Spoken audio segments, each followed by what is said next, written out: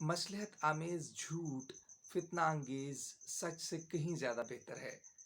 सादी शिराजी अपनी हिकायत में लिखते हैं कि एक बादशाह के दरबार में एक शख्स को फांसी का हुक्म सुना दिया गया, और जब उसे फांसी का हुक्म सुनाया गया तो उसने बादशाह को बुरा भला कहना शुरू कर दिया, बादशाह के ख़िलाफ़ बातें कहना शुरू कर दी। क्योंकि जब इंसान पर मौत का वक्त आता है, जब इंसान पर ऐसा वक्त आता है तो इंसान की ज़ुबान बेइख्तियार खुल जाती है, बेइख्तियार वो बातें कहना शुरू कर देती है जो उसे नहीं कहनी चाहिए थी। लिहाजा अब बादशाह को जब ये देखा, बादशाह ने ये सारा मामला देखा, तो उसने अपने दरबारियों से पूछा कि ये क्या माजरा है, ये क्या कह रहा है।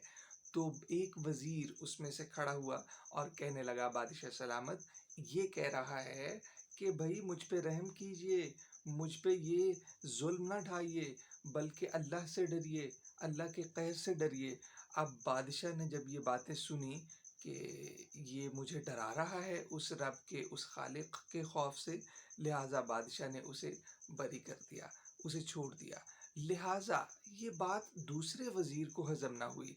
जब उसने ये देखा कि ये तो इसे छोड़ दिया है और वो झूठ बोल रहा था, उसने तो बादशाह पर तानो तशनी की है, बादशाह को बुरा भला कहा है।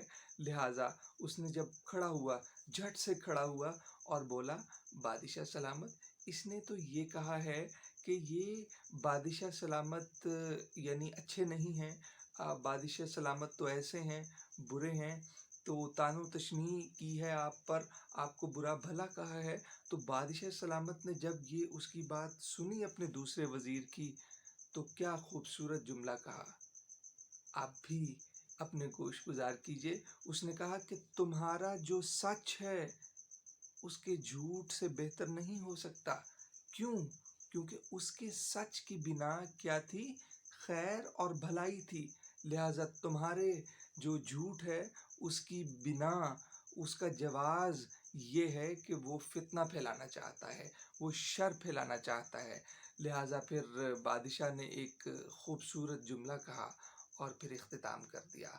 उसने कहा कि ऐसा झूठ जिससे भलाई मकसूद हो, उस सच से कहीं बेहतर है जिससे फितना अंगेज़ी हो। बहुत शुक्रिया।